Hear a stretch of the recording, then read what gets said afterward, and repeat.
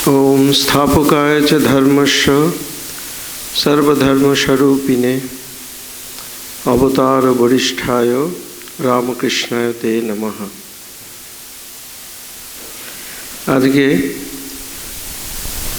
भगवान श्री रामकृष्णदेवेर पूर्ण आविर्भाव तिथि उपलक्षे 191तम जन्मतिथि उत्सव সেই উপলক্ষেই আজকে আমরা এই সান্ধ্যকালীন যে সভা আলোচনা সেই পর্যায়ে আমরা এখন এসেছি। সকাল থেকে এই ঠাকুরের মঙ্গল আরতি, বিশেষ পূজা, হোম এই সমস্ত কিছু করে এখন আমরা এই পর্যায়ে এসেছি। যদিও আমাকে একটু ভারাক্রান্ত করছে, বাইরে এত মানুষ আছে, প্রসাদ পাওয়ার লাইনেও আছে। একটু আগেই আমাকে সেখানে অনেকেই মাঠের মধ্যে ঢুকে পড়ছে, সব কিছু বলতে হলো। সেখানে বেশ ভিড়। বাইরে আরেকটি আমাদের একটি প্রসাদের ব্যবস্থা আছে, একটি রানীগঞ্জের একটি প্রতিষ্ঠানের রুটি অন হুইল এই বলে রুটি তরকারি দেওয়া হচ্ছে, সেখানেও বেশ ভিড়।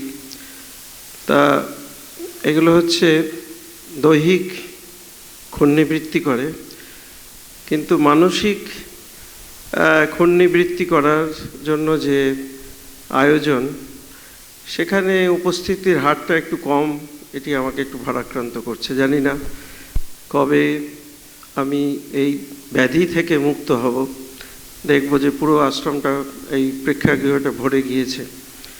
তো যাই হোক, যারা এসেছেন তাদের সকলের প্রতি আমার শ্রদ্ধা এবং শুভেচ্ছা জানাই।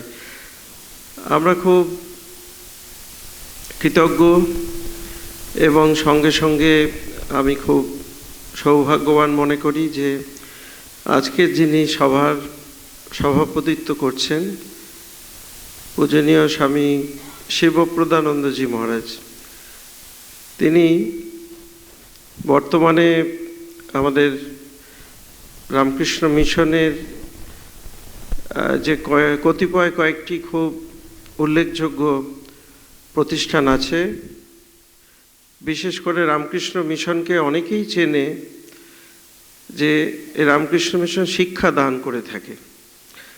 সেই শিক্ষা প্রতিষ্ঠান, তার সঙ্গে আরও আশ্রমের আমাদের 4টে যোগ, সমস্ত যোগেরই সমন্বয় আছে, কিন্তু শিক্ষার প্রাধান্য আছে। সেই প্রতিষ্ঠানের তিনি এখন সম্পাদক। তিনি প্রতিষ্ঠানটিকে উত্তরোত্তর সেটিকে এগিয়ে নিয়ে চলেছেন। আমাদের কিছুদিন আগেই সেই প্রতিষ্ঠানে, এতদিন পর্যন্ত স্কুল এডুকেশন ছিল, সেখানে কলেজ হয়েছে। সেটি হয়তো আগামীতে বিশ্ববিদ্যালয়ে রূপান্তরিত হওয়ার সম্ভাবনা আছে। কৃষি মহাবিদ্যালয় সেটি প্রতিষ্ঠিত হয়েছে। এইরকম আরও অনেক কিছু কাজ হয়ে চলেছে। আসলে তিনি একজন খুবই মঠের, রামকৃষ্ণ সংঘের একজন খুব গুণী মানুষ, সাধু। তিনি এর আগেও অনেক আরও বিভিন্ন দায়িত্বে ছিলেন। আমাদের যে একটি খুব বিখ্যাত স্বামী বিবেকানন্দের প্রতিষ্ঠিত উদ্বোধন পত্রিকা, সেই পত্রিকার সম্পাদকের দায়িত্বে ছিলেন। তারপরে কয়েকটি বিদ্যালয়ে প্রধান শিক্ষকের পদে ছিলেন, সম্পাদক ছিলেন। এখন এখানে আছেন, পুরুলিয়ায় আছেন। তো তাকে পাওয়াটা খুব সহজ ব্যাপার নয়। তিনি একজন সুবক্তা, বিভিন্ন জায়গায় তাকে ডাক আসে তার, কিন্তু তাও আমি ওনাকে অনুরোধ করেছিলাম, তো তিনি আমার এতে মান্যতা দিয়েছেন। আমি তার প্রতি আন্তরিকভাবে কৃতজ্ঞতা জানাই, শ্রদ্ধা জানাই। আরেকজন আমাদের মধ্যে আছেন আজকের বক্তা, ডক্টর উদয় বন্দ্যোপাধ্যায়। তিনি উপাচার্য কাজী নজরুল বিশ্ববিদ্যালয়। তিনি এর আগে তিনি একজন খুব বড় সায়েন্টিস্ট। তার যে সাবজেক্ট, সেই সাবজেক্টে তিনি তার বেশ কিছু কাজ আছে যেগুলো পেটেন্ট হয়ে গিয়েছে। তো তিনি বোস ইনস্টিটিউটের ডাইরেক্টর ছিলেন এর আগেই, এই কাজী নজরুল বিশ্ববিদ্যালয়ে আসার আগে। তো সায়েন্সের জগতে তার বেশ সুনাম আছেন। তিনি ভারতবর্ষের বিভিন্ন জায়গায় এবং বিদেশেও তার এই যে রিসার্চ কাজ সেটি করেছেন। এখন তিনি কাজী নজরুল ইসলামের ভারপ্রাপ্ত তিনি উপাচার্য। তো তার অনেক স্বপ্ন আছে এই বিশ্ববিদ্যালয় নিয়ে। তো তার সাথে কথা বলে ভালো লাগে যে তিনি ভাবছেন যে এই বিশ্ববিদ্যালয়টি এই জেলার একটা অলংকার।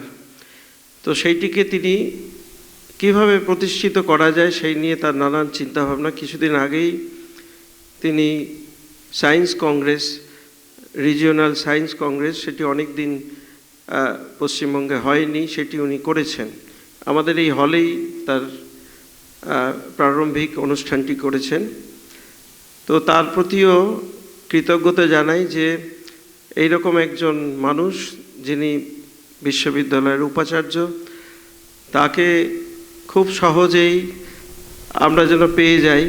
গতকালকেও তিনি এসেছিলেন, আমাদের স্কুলের ছাত্রদের একটি এক্সিবিশন চলছে, সেটি ওপেন করা।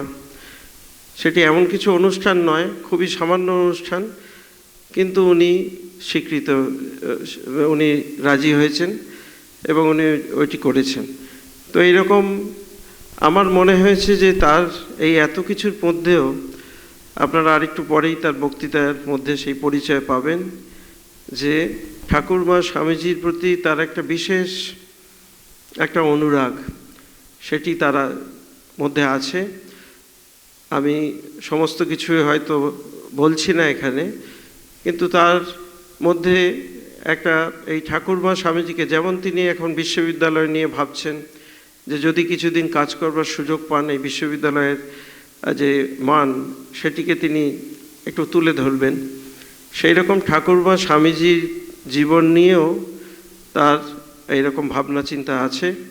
তো সেই জন্য তার প্রতিও আমার কৃতজ্ঞতা জ্ঞাপন করি যে তিনি আমাদের মধ্যে আজকে উপস্থিত আছেন। আর একটু আগেই উদ্বোধনী সঙ্গীত পরিবেশন করল শ্রী জয়দীপ কুণ্ডু। তিনিও আমাদের রামকৃষ্ণ মিশনেরই এক্স স্টুডেন্ট, আর একটি স্কুলেও শিক্ষকতা করেন। তার সঙ্গে তিনি তার এই যে সঙ্গীত যে প্রতিভা, আমি সেটিকে আমাকে মুগ্ধ করে।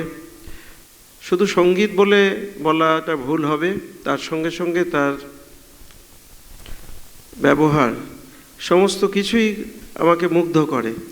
তো তার প্রতিও আমার শ্রদ্ধা জানাই, কৃতজ্ঞতা জানাই যে আমাদের আজকে এই যে সান্ধ্যকালীন যে সভা, ঠাকুরের জীবনকে কেন্দ্র করে, তাতে উদ্বোধনী সঙ্গীত পরিবেশন করেছে। আসলে আমি আমার কথাকে দীর্ঘায়িত করব না, শুধু দু একটি কথা বলি যে এই যে অবতারের আবির্ভাব, এই আবির্ভাব তিনি মানুষ শরীর ধারণ করে যদি না করতেন তাহলে আমরা তাকে বুঝতে পারতাম না। কিন্তু তিনি এই মানুষ শরীর ধারণ করে সেই অবতারের যে সত্তা, সেটিকে যেরমভাবে তিনি সেটিকে যাপন করেছেন এবং তার জন্য সামাজিকভাবে তাকে বিভিন্নভাবে তাকে যে মানুষ তারা হেয় করবার চেষ্টা করেছে, সেগুলো আপনারা ঠাকুরের জীবন কাহিনী পড়লে পরে আপনারা সব কিছুই সেগুলো জানতে পারবেন। এবং জানলে পরে অনেক সময় মনে হয় যে এত চরম পরীক্ষা তাকে দিতে হয়েছে। শ্রীরামকৃষ্ণ তার সাধনের কথা বলেছেন যে তিনি 16 টাং করেছেন। তা আমাদেরকে উদ্দেশ্য করে বলছেন যে তোদের 1 টাং করলেই চলবে। এই যে 16 টাং, তার যে পরিমাপ, সেটি জানলে পরে আশ্চর্য হতে হয় যে তার সমাধি হয়ে গিয়েছে। সেই সমাধিটাকে আরেকজন দক্ষিণেশ্বরের একজন কর্মচারী, তিনি সেইটিকে মনে করছেন যে সেটি তিনি ওই মথুরবাবুর তার স্নেহ পাওয়ার জন্যে সেই ভানটি করছেন, সেই জন্য তাকে বুট জুতো দিয়ে তাকে শরীরে আঘাতও করেছেন, এরকমও হয়েছে।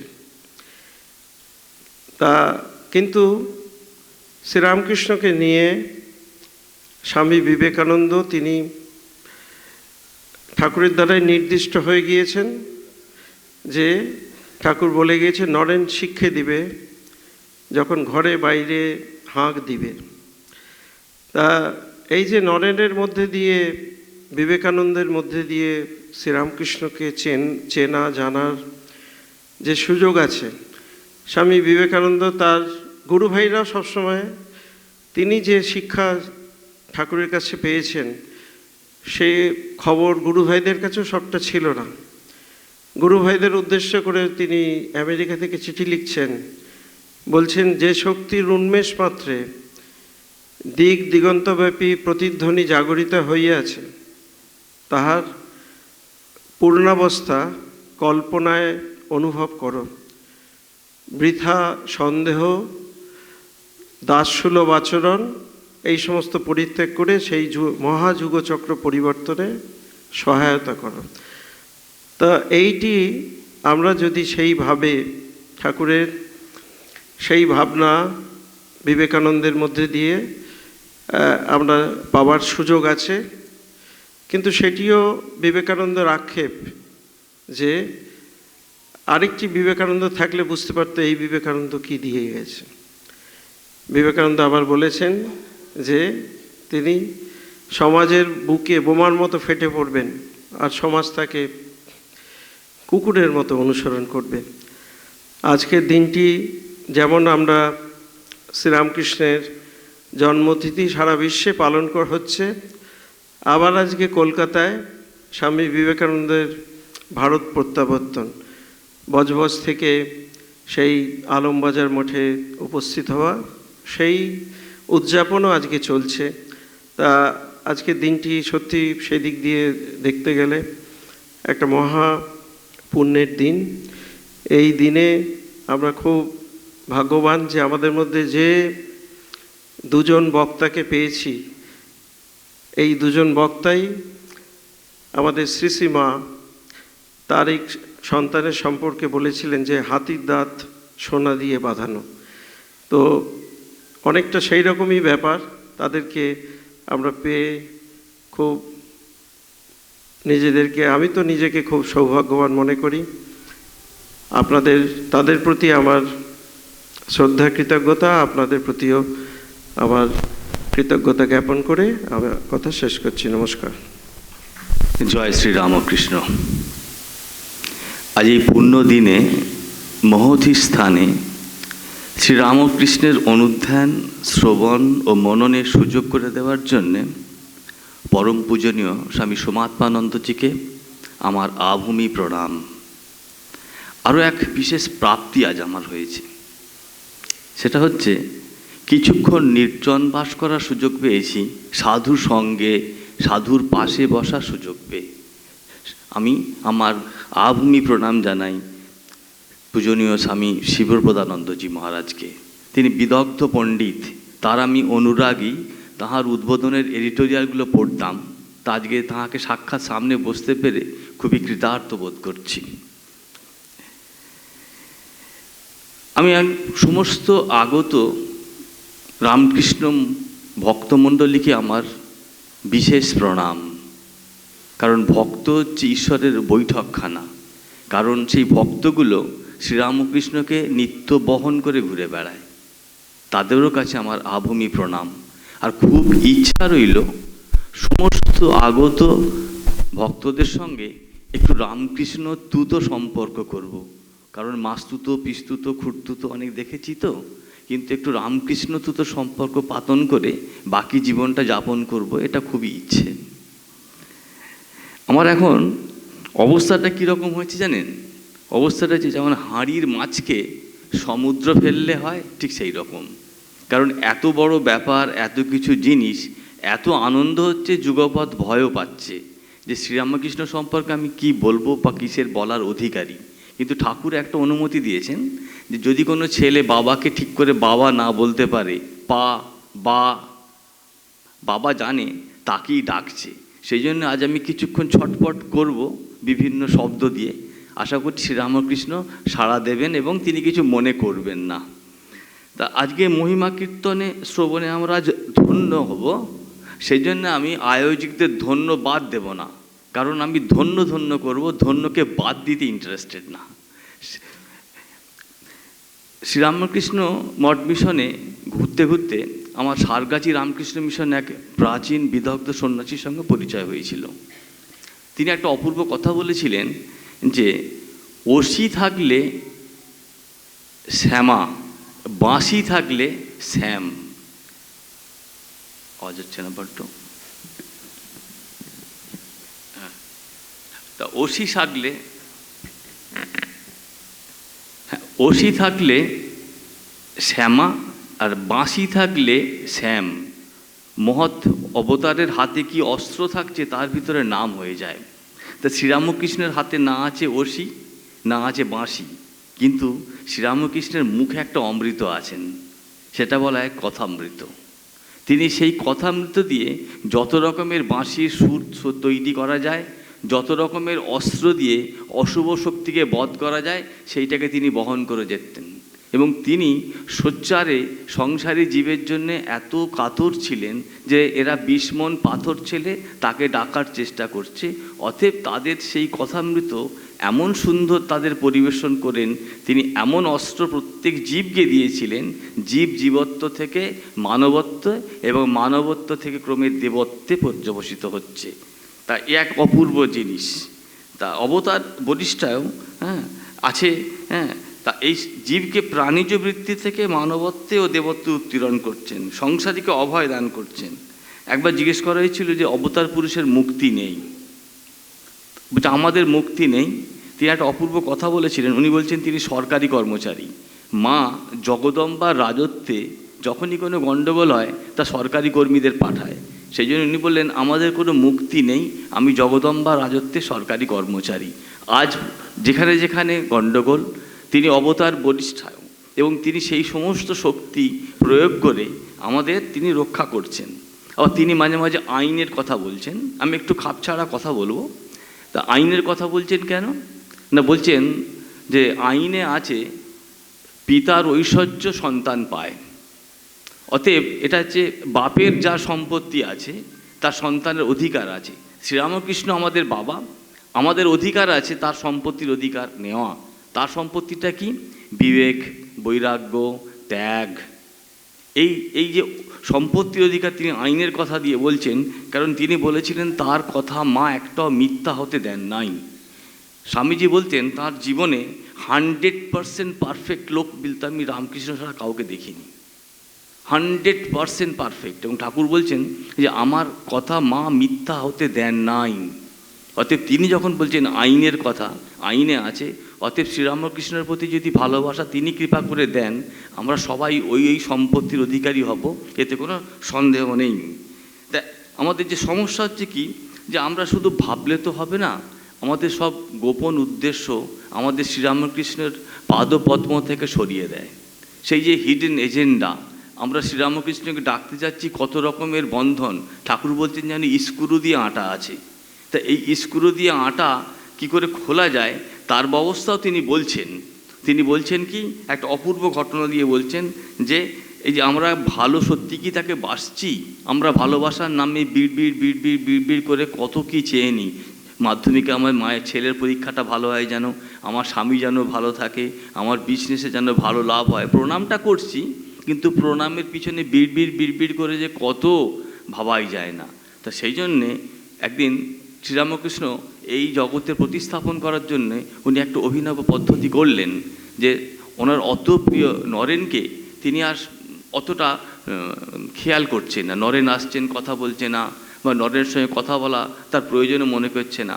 তা তিনি দেখলেন যে এরপর নরেন কিভাবে নেয়। তো এরকম কিছুদিন চলার পর দেখলেন নরেন আবার আসছে।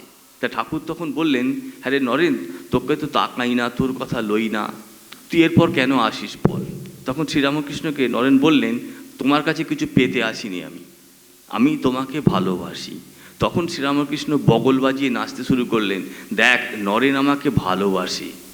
এই যে আমি ভালোবাসি, যে ভালোবাসাটা, এবং এটাও বলেছেন যে বড় লোকের কাছে কিছু চাইলে সে তার সামনে আর বসতে দেয় না, কথামৃতে আছে। তা শ্রীরামকৃষ্ণ যদি বারবার এই কথাই বলছেন যে তার কাছে যদি চাইতেই হয় তা লাউ কুমড়ো চেয়ে কী লাভ আছে, তার যে সম্পত্তি সেইটা ভাগ নেয় তো ভালো, তার যে সমস্ত সম্পত্তি আছে সব নিয়ে নেয় ভালো, লাউ কুমড়ো না আছে। তা তা আমাদের হয় কি, এই ভালোবাসা বলতে গিয়ে একবার অবসর সময় শ্রীময় এবং ঠাকুর বসে আছেন। শ্রীময় ঠাকুরকে বলছেন যে আপনি আমাদের মায়ের মতো ভালোবাসেন। এতদিন জগতে বলা হয় মায়ের ভালোবাসা অকৃত্রিম এবং মা হচ্ছে সর্বশ্রেষ্ঠ সন্তানদের ভালোবাসে। এই প্রথম কথামৃত পড়তে গিয়ে দেখলাম, এই কথা শুনে ঠাকুর বলছেন কি, মায়ের মতো বলছো? মায়ের ভালোবাসাতেও স্বার্থ আছে, সন্তান বড় হয়ে তাকে দেখবে। আমি তোমাকে ভালোবাসি, আমার কোনো স্বার্থ নেই। এমনি আমাদের শাস্ত্রে বা সাহিত্যে আছে, মাতা বিত্তং পিতা শ্রুতং কন্যা বরয়তে রূপম বান্ধবা কুলমিচ্ছন্তি মিষ্টান্ন ইতর জনায়। মা চায় ছেলের পয়সা হোক, সবাইকে বলে বেড়াবো আমার ছেলে কত আয় করে। পিতা ওসব দেখে না, সে খালি এখানে ওখানে গিয়ে বলে বেড়ায় আমার ছেলেটা কত বড় হয়েছে দেখেছো, সে শুনতে ভালোবাসে। আর যে কন্যা, সে শুধু সাজতে ভালোবাসে। কন্যা বড় হইতে রূপম, ও পয়সাও লাগবে না, কেউ বললো কি না। বাকি যেগুলো পড়ে রইল ইতর্জন, তাদের মিষ্টি দিলেই হবে। সেই জন্য মিষ্টান্ন ইতর্জনায়, রসগোল্লা খাওয়ালেই বলবে ও অমুক লোকটা এত ভালো, ভাবা যায় না কি খাওয়ালো। হ্যাঁ, তা প্রশ্নটা হচ্ছে কি, সেই আমাদের এই যে ভালোবাসাটা বলি, মাতৃ ভালোবাসাটা, প্রথম আমি এই কথামৃতে দেখেছি যে উনি বলছেন মায়ের ভালোবাসাতেও স্বার্থ আছে, আমি তোমাদের ভালোবাসি তাও নেই। এবারে উনি বলছেন যে এই যে আমরা ভালোবাসতে পারছি না, এই যে আমরা স্বতঃস্ফূর্ত হয়ে পারছি না, তো উনি একটা সুন্দর গল্প বললেন। তো সেটা হচ্ছে কিনা, এক বেয়াই আর এক বেয়াইয়ের বাড়িতে এসেছে অনেক দিন পরে। তা যে বেয়াইটা বাড়িতে এসেছে সে সুতোর কারবার, তা বিভিন্ন রকমের সুতো রেখেছে আর কি। তা যে বেয়াইটা গেছে সে দেখে বলল যে বেয়াই অনেক দিন পরে এলেন, তা যাই ভিতরে যাই কিছু মিষ্টি আনি। তা যেই মিষ্টি আনতে গেছে সেই মুহূর্তে যে বেয়াই গেছেন তিনি একটা সুতোকে বগলে নিয়ে ফেলেছেন। কিন্তু তার তো সুতোর কারবার, সে এসেই দেখেছে একটা সুতো মিসিং, কিন্তু বলতে পারছেন আত্মীয় হয় বেয়াই। কিন্তু অপূর্ব ঘটনা দেখুন যে শ্রীরামকৃষ্ণ তার যে বলে না উপমা রামকৃষ্ণের সু, কালিদাসের সু বলেন আজকাল, উপমা রামকৃষ্ণের সু। তা উনি তো ওটা চাই, তা এসে বললেন যে বেয়াই বহুদিন পরে দেখা হলো, তা চলুন আমরা একটু নাচি, কারণ ওটা বগলে আছে, যদি পড়ে যায় বার করতে পারবে। তখন সে এসে বললো হ্যাঁ তা তো বেয়াই, আমরা তো নাচবই। বলে চলো নাচি। বলে একটা হাত বগলে যেটা টিপে আর একটা হাত তুলে নাচছে। তখন বলছে ও কি বেয়াই, এতদিন পরে দেখলাম আমরা দুহাত তুলে নাচি।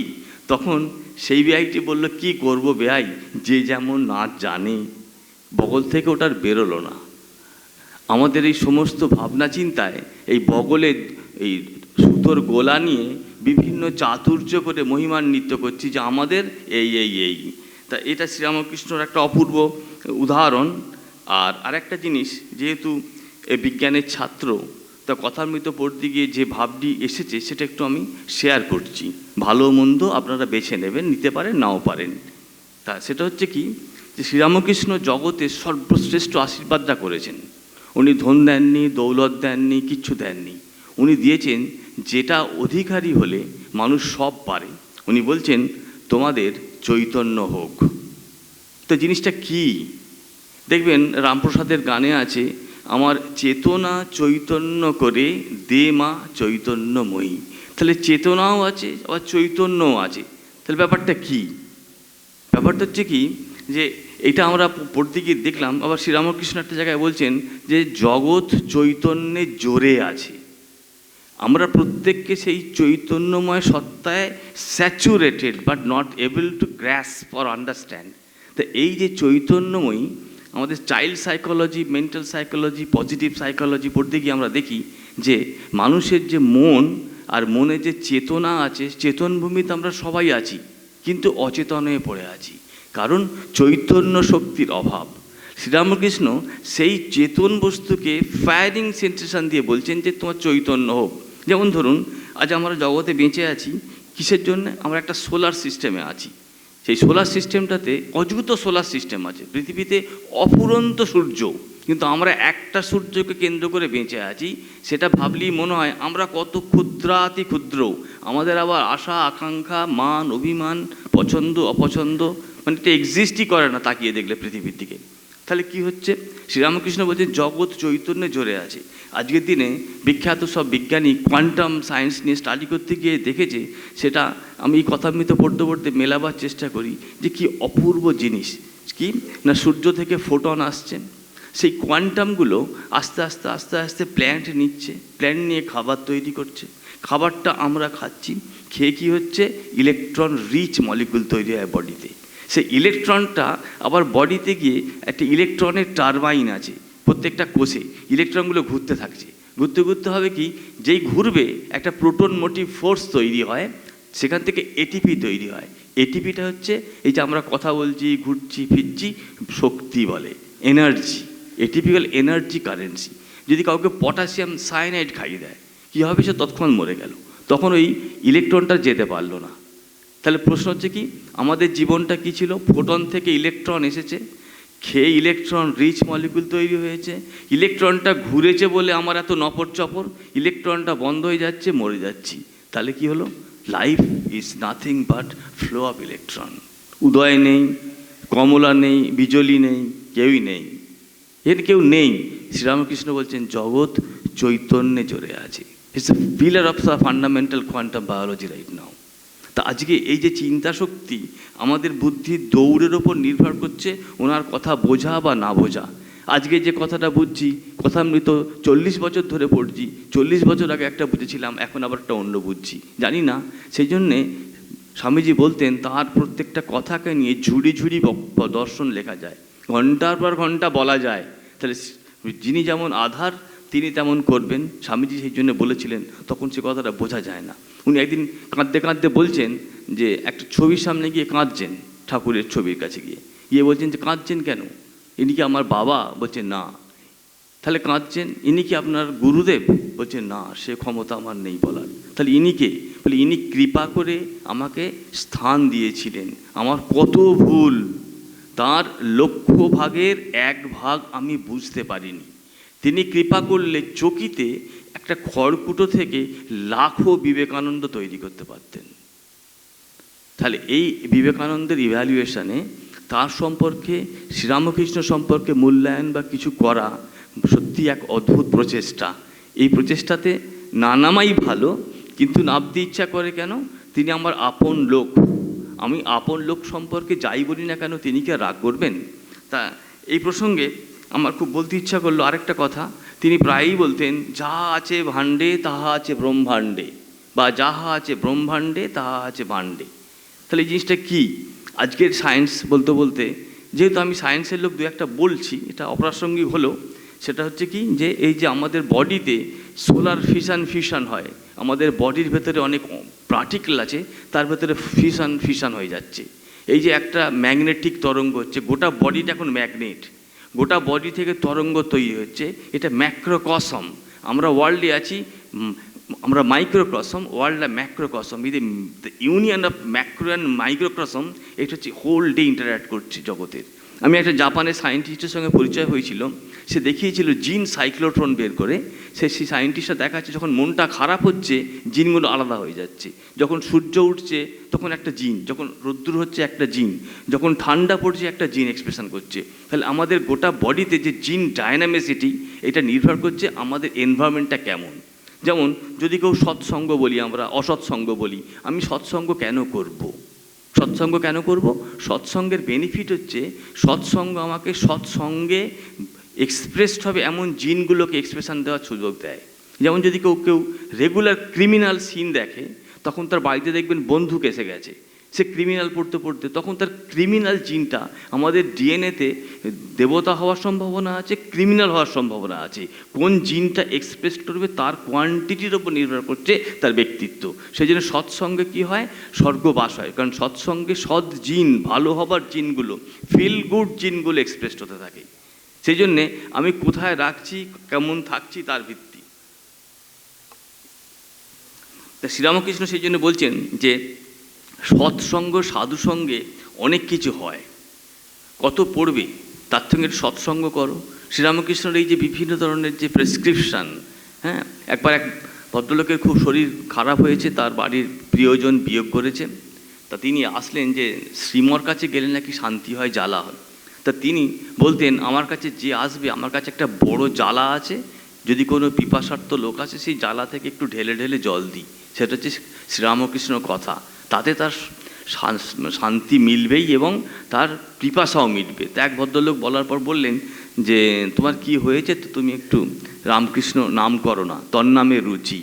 ওটা হচ্ছে, উনি বলতেন যে ব্রড স্পেকট্রাম অ্যান্টিবায়োটিক, বলছে এই ওষুধটা দিলে মোটামুটি সব শান্তি যায়। তখন সে বলল আমার নামে ততটা রুচি নেই। তখন উনি বললেন তাহলে the case is serious, jaundice. মানে যদি ওই নামে রুচি না হয় তারপর আর তার কাছে কোনো ওষুধ জানা নেই। তা এইরকম যে শ্রীম তার পার্সোনাল জীবন, তার ছেলেদের নিয়েও কম দুঃখের নেই। তাদের জীবনী পড়ে দেখবেন, তার কথামৃত পড়ে কত লোক সাধু হচ্ছেন। কিন্তু এই যে সত্তা কোথায় মিশছে, কোথায় যাচ্ছে, তার উপর নির্ভর করছে। আমি যেখানে সেখানে যেতে পারি না, আমি যা খুশি খেতে পারি না। তা তা যা আছে ব্রহ্মাণ্ডে তাহ ভাণ্ডে, এবং সৎ অসৎ সঙ্গ। আর একটা হচ্ছে কি, যে আমাদের হচ্ছে না সভ্যতা এবং অসভ্যতা, এই যে কালচারটা হচ্ছে কি না, যদি কোনো জ্ঞানী ব্যক্তি থাকে, সেই জ্ঞানী ব্যক্তির যে বিকাশ বিচরণ তাকে বলে কালচার। একটা সোসাইটি হচ্ছে ক্লাস্টার্স অফ নলেজেবল পারসনস। যদি বেশি হয়, যদি প্রচুর সাধু থাকে, সেই সোসাইটিটা হাইলি কালচার্ড হয়ে যাচ্ছে। আর যদি না থাকছে তখন সে আনকালচার্ড হচ্ছে, অসভ্যতা হচ্ছে। তা শ্রীরামকৃষ্ণ বলছেন এই অসভ্যতা থেকে বেরিয়ে আসতে গেলে সৎসঙ্গ করো এবং সৎ চিন্তার মধ্যে আরম্ভ করো। আজকে দেখুন, আজ এই শ্রীরামকৃষ্ণ ভাব আন্দোলন যুগ যুগান্তর ধরে ভারতবর্ষকে সুশিক্ষিত করে রাখবে। আমার এক বিখ্যাত বিজ্ঞানীর সঙ্গে পরিচয় হয়েছিল। তিনি সর্বপল্লী রাধাকৃষ্ণের নাতি, হ্যাঁ, জিয়া দেশিরাজু, ভেরি ফেমাস কেমিস্ট। তা তিনি মাঝে মাঝে গোলপাক শ্রীরামকৃষ্ণ যে আশ্রমটা আছে ওখানে আসতেন এবং থাকতেন, আমাকে আনতে হতো। উনি থাকতেন।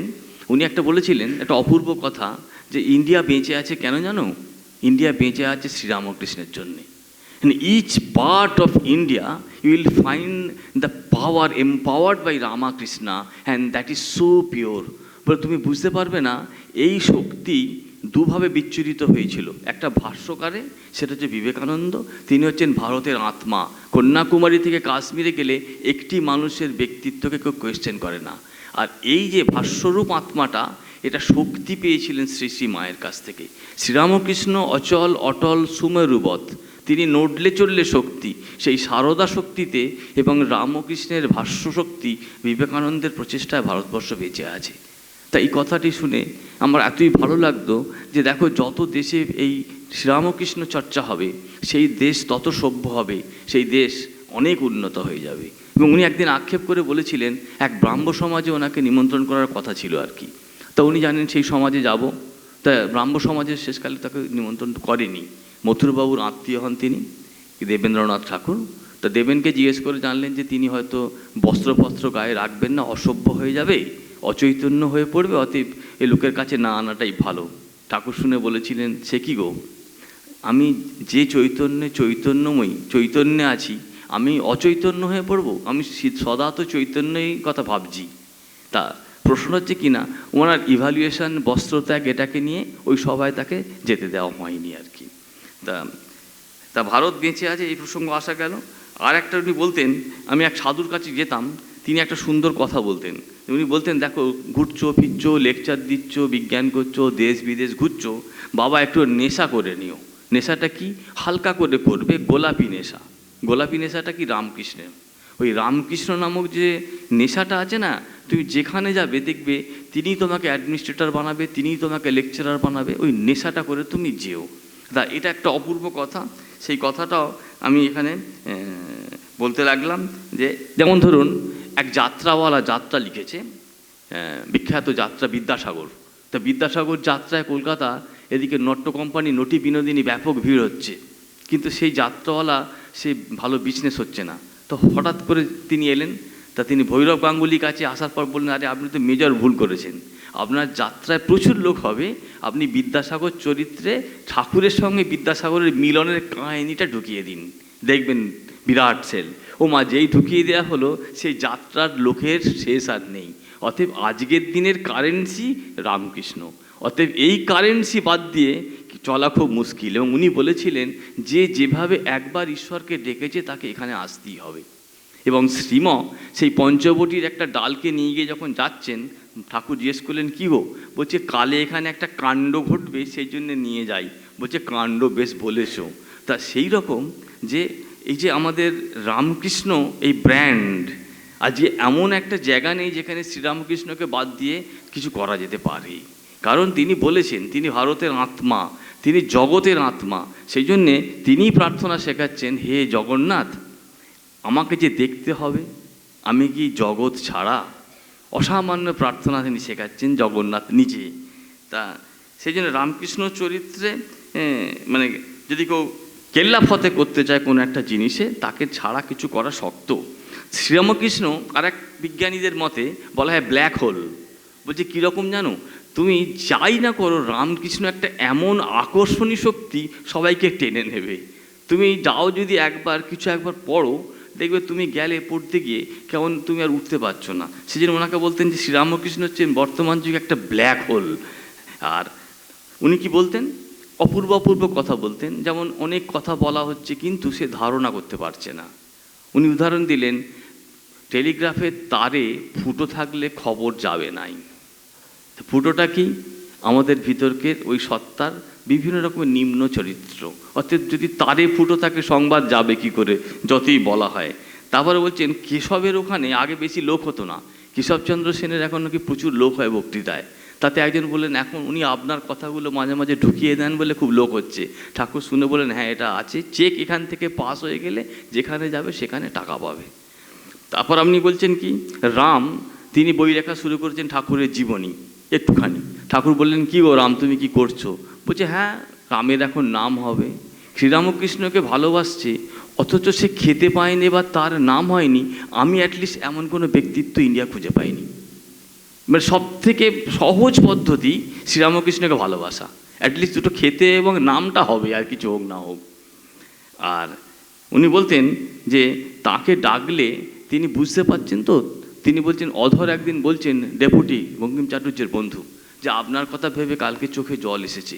তখন অধরকে বললেন, ও তোমার তাহলে তো হয়ে গেল, এর কথা ভেবে চোখে জল, এ তো বড় কথা না। মথুর বিশ্বাস করছে না একই গাছের দু রকমের ফুল হয়, লাল কালো। আজকে আমরা তো একই ফুলের প্রত্যেকটা পাপড়ি আলাদা আলাদা রঙ করতে পারি। তো তখন মথুর তো জ্ঞানী লোক, দেবেন ঠাকুরের বন্ধু, হেয়ার স্কুলে পড়ে। তখন ঠাকুর করলেন কি, উনি এক্সপেরিমেন্টালিস্ট, মুখে বলতেন না, সারা জীবনটা এক্সপেরিমেন্ট করে গেছেন এবং এক্সপেরিমেন্টের দাগও দিয়েছেন। হ্যাঁ, সেটা হচ্ছে কি না, উনি রানী রাসমণির বাগান থেকে একটা ডালকে তুলে আনলেন, যার ডালের ভেতরে একটা লাল এবং একটা সাদা জবা ফুটে আছে। এই দেখো মথুর, মায়ের ইচ্ছা হলে এটা হয়। উনি এক্সপেরিমেন্ট দিয়ে বলতেন। স্বামী যোগানন্দকে বলতেন যে দেখ, ব্যথা না করে একটু ঠাকুরের কাছে সাধু টাধু হতে হবে। কিন্তু ওনার মনে প্রশ্ন আছে, তাহলে ওনার তো বিবাহিত স্ত্রী এখানে এসেছেন, তা আমার বেলা এইসব কথা বলছেন। তা তিনিও একদিন পরীক্ষা করছেন। শ্রীরামকৃষ্ণ খুব আনন্দিত। তা হঠাৎ করে যোগা এসেছে সন্ধ্যেবেলা, একটা বেড়ার আড়ালে লুকিয়ে আছে। দেখছি যে তিনি কোথায় যান না যান, মাঝে মাঝে দেখা যায় না তিনি নহবতে যাচ্ছেন কি না। ঠাকুর দূর থেকে দেখে বলছেন, কে গো, বেড়ার আড়ালে কে? ও লজ্জায় অবনত।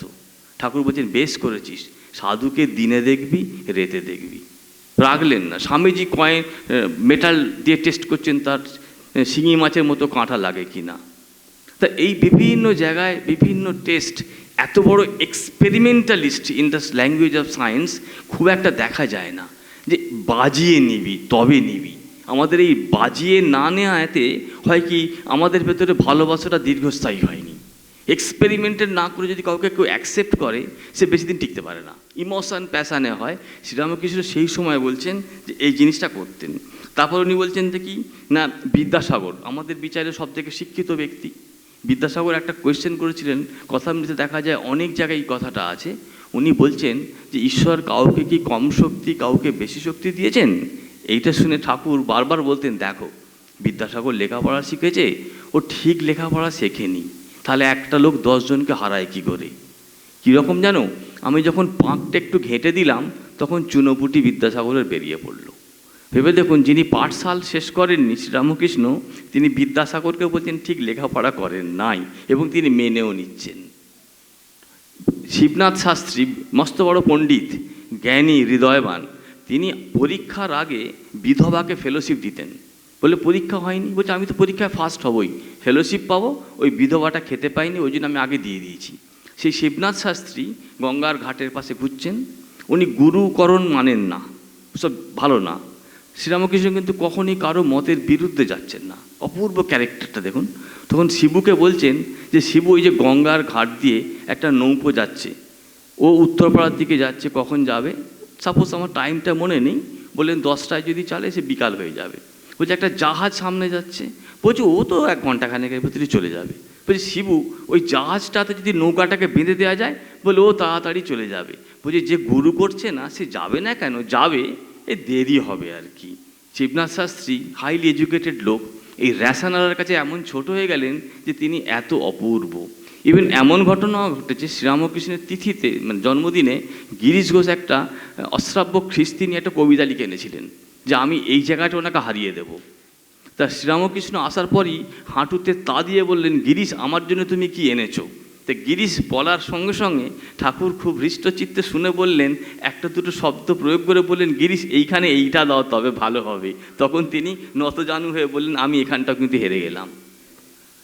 তারপর তিনি অভিনয় দেখাচ্ছেন, বলছেন বাচ্চাগুলো তার কাছে থাকবে কেন, 16, 14, 15 বছরের বয়স, বলছে মাঝে মাঝে একটু আঁচ ধোয়া জল দিই, তাহলে থাকবে কেন। কি করছেন, বলছে মাস্টার অফ ম্যানেজমেন্ট। দেখুন তখন উনি করছেন বিভিন্ন কীর্তনিয়ার বিভিন্ন ঢং, সেই বাচ্চাগুলোকে দেখাচ্ছেন যে কীর্তনিয়া কী করে কীর্তন করতে করতে কোনো বাবু বা পয়সাওয়ালা আসলে তার কাছে বিশেষ ভঙ্গিমাতে গিয়ে তার কাছ থেকে পয়সা নিয়ে, তারপর মাঝে মাঝে হাতে কোনো গয়না থাকলে বাউটি সেগুলো দেখাচ্ছে, সেইটা দেখতে দেখতে বাচ্চাগুলো হেসে কুটোকুটি। তখন ঠাকুর বললেন যে এদের কিছু আঁচটে জল না দিলে থাকে কেন।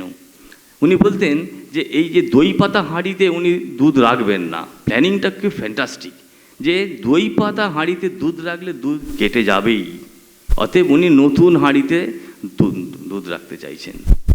দেখবেন শিক্ষার জগতে বয়স্ক লোকদের শেখানো খুব শক্ত, কারণ সে এতখানি পথ বেশি হেঁটে ফেলেছে নোংরা বা ভুল, তাকে সেই আগের পথে এনে যাওয়া। শ্রীরামকৃষ্ণ ম্যানেজমেন্টের প্রথম কথাটাই বলছেন যে ওইটা। আবার একটা বলছেন, আরে গিরিশের সঙ্গে একটু সখ্য কর, তবে তো ফ্রিতে থিয়েটার দেখতে পাবি। দেখুন এভরি ঘটনার ভেতরে শ্রীরামকৃষ্ণ কেমন অপূর্ব জিনিস। তারপর বলছেন মন, বলছে মন হচ্ছে ধূপাকপের কাপড়, তুমি যে রঙে ছোপাবে তেমন হবে। বলছেন মনেতে মানুষ বদ্ধ হচ্ছে, মনে সে মানুষ মুক্ত হচ্ছে। আজকে সাইকোলজির হায়েস্ট ফর্ম অফ ফিলসফি যে একাদশ ইন্দ্রিয় mind is exactly controlling our intellect and the expression of gene. Mind and gene expression সারা পৃথিবীর এখন বিশেষ গবেষণার বস্তু। এখন যে মাইন্ডকে কোয়ান্টিফাই করা, হাউ মন খারাপ হয়েছে, মনটা কি হলো, মনটা কোথায় থাকে, কেন খারাপ হয়, মনটা হাসছে, তার এক্সপ্রেশনটা কী। তা এই নিয়ে উনি বলতেন যে এই যে মনেতে মুক্ত, মনেতে বদ্ধ। এই যে বলছেন যে এই যে মানুষ, বলছে মানুষ কি কম গা, সে ঈশ্বরকে ভাবতে পারে, কোনো প্রাণী পারে না। এই যে প্রত্যেকটা জিনিস বারবার বলছেন যে এইগুলো বলতে বলতে তিনি বলছেন যে যত মতের তত পথের যিনি উদ্গাতা, যদিও যত মত তত পথ এই কথাটা কথামৃতে নেই, হ্যাঁ, কিন্তু আমরা বলি বোঝাতে। কিন্তু একটা অদ্ভুত সমস্যা ঠাকুর মিটিয়ে গিয়েছেন বলে মনে হয় স্থূল অর্থে, যে আমাদের ঠাকুর ঘরে একটা বিরাট সমস্যা হয় যে এত ঠাকুর থাকে, কাকে কটা ফুল দেব, কাকে জবা, কাকে বেলপাতা, কাকে গন্ধরাজ, বড় ঝামেলা। ওই ঝামেলা পোয়াতে পোয়াতেই পুজো বন্ধ হয়ে যায়। তা শ্রীরামকৃষ্ণ বেশ সামাপ করে ফেললেন, বলছেন যে সর্বদেব দেবী স্বরূপের নেই রামকৃষ্ণায় তে নমঃ। একটা ঠাকুরের ছবি রাখলে সবাইকে পুজো হয়, এই একটা যে ঠাকুর ঘরের সমস্যাটা মানে উনি ভালোভাবে মেটালেন আর কি। সেই জন্যে এই এক বড় সমস্যা। আর একটা বলছেন কি যে এটা আমি আর বেশি মনে দীর্ঘায়িত করবো না মহারাজ, হয়ে এসেছে। সেটা হচ্ছে কি, আমার সৌভাগ্য হয়েছিল রামকৃষ্ণ মঠ মিশন সেই গোলপাকে স্বামী লোকেশ্বরজি মহারাজের সঙ্গে থাকা কিছুদিন। তিনি একটা অদ্ভুত কথা বলেছিলেন, সেটা খুব মনে আমার দাগ টেনেছিল, আমি সেটা শেয়ার করছি। সেটা হচ্ছে কি, রাবণ সীতাকে হরণ করেছেন, হরণ করে এনে তিনি রেখে দিয়েছেন। এবার তার খুব আহ্লাদ, গিয়ে বলছেন যে আমি তোমার কে? তখন সীতাদেবী বলছেন তুমি হচ্ছেন পূর্ণচন্দ্র। রাবণের শুনে কি আহ্লাদ, তখন বলছেন তাহলে রাম? বলছেন রাম হচ্ছে দ্বিতীয়ার চাঁদ। রাবণ বুঝতে পারলেন না কেন তিনি বললেন, বলছেন যে পূর্ণচন্দ্র মানে রাবণ, তোমার যা বাড়ার বেড়ে গেছো, এবার হ্রাস হতে থাকবে। আর রাম হচ্ছে আমার দ্বিতীয়ার চাঁদ, সে বাড়তে থাকবে।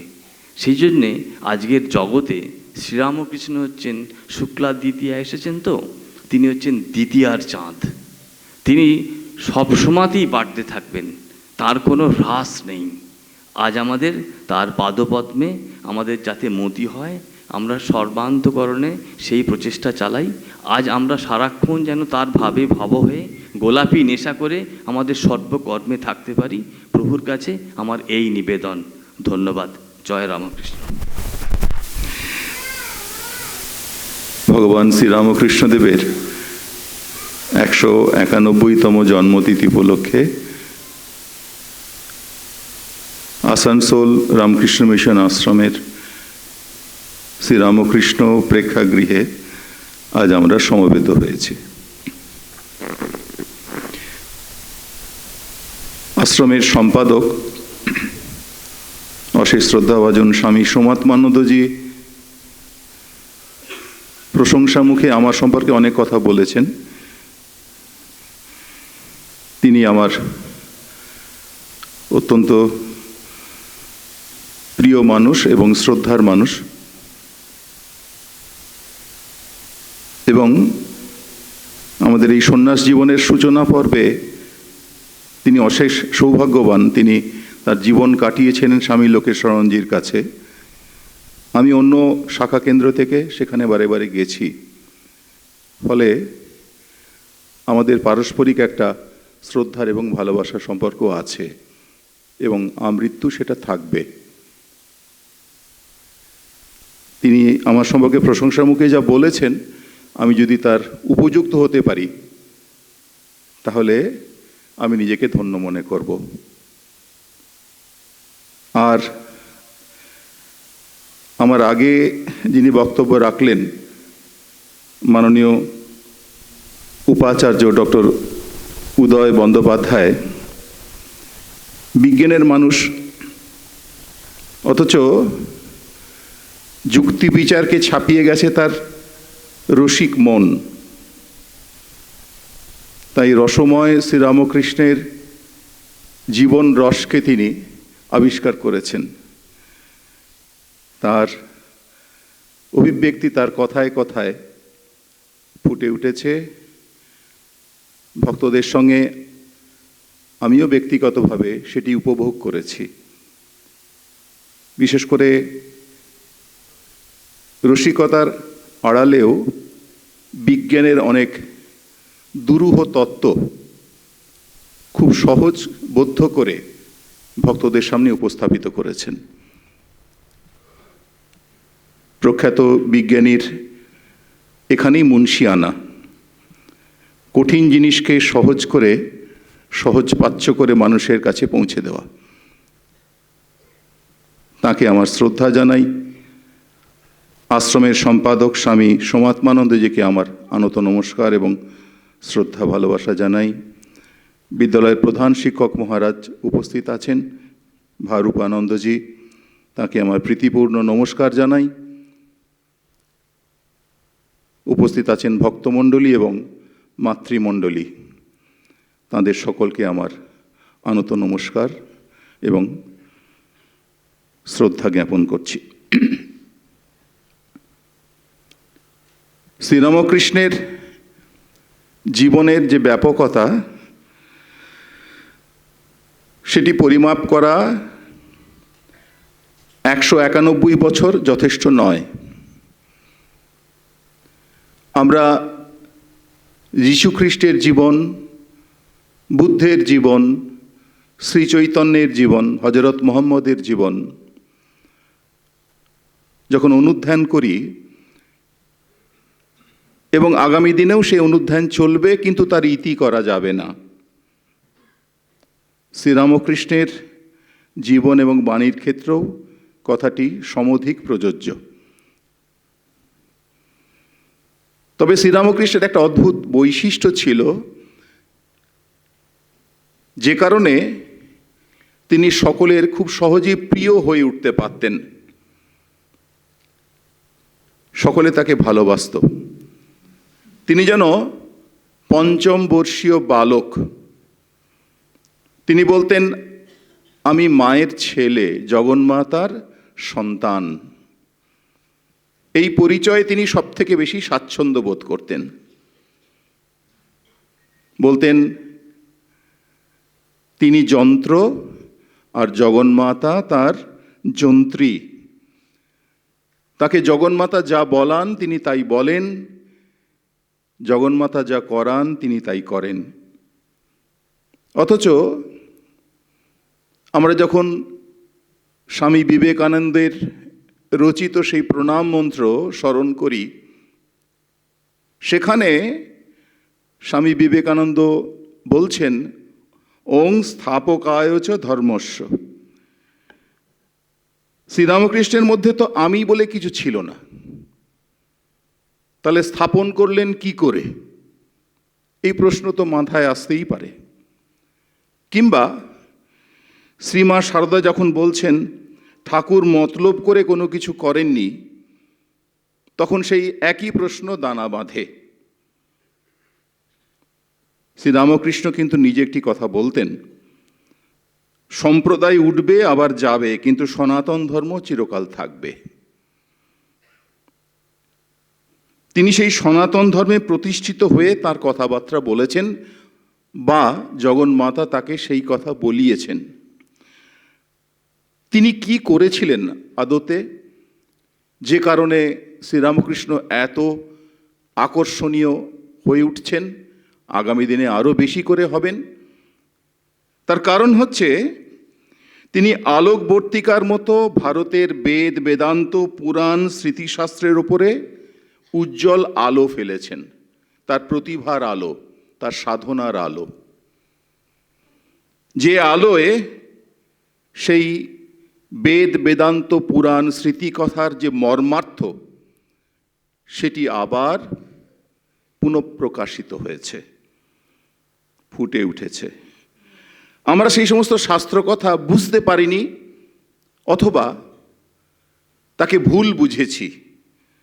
শ্রীরামকৃষ্ণের জীবনের আলোয় যখন সেগুলিকে দেখি, তখন সেগুলির যথার্থ অর্থ আমরা খুঁজে পাই। প্রসঙ্গত আপনাদের স্মরণ করিয়ে দিই, মাস্টারমশাই যখন বলছেন যে তার কাছে আসার আগে পাগলের মতন আমি দুটি বই পড়েছি, চৈতন্য চরিতামৃত এবং বাইবেল। এবং তারপরে মাস্টারমশাই বলছেন, তার সঙ্গে আলাপ হওয়ার পর বাইবেল এবং চৈতন্য চরিতামৃতের মর্মার্থ আমি যথাযথভাবে বুঝতে পেরেছি। তার মানে শ্রীরামকৃষ্ণ এমন এক